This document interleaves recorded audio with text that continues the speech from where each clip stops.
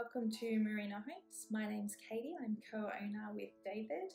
We've put together 8 essential things you need to know before building a custom home, so in the weeks to come we're going to release a tip a week. Tip number 3 is design.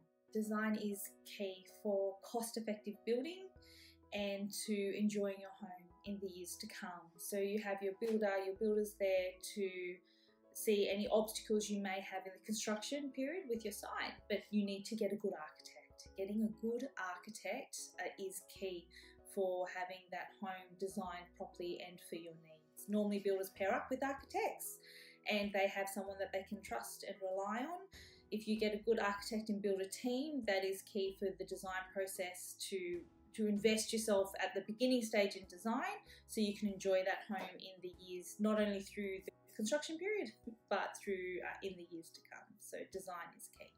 If that is your tip for today, stay tuned. We'll be releasing more tips in the weeks to come. I hope you enjoyed them and we will see you soon.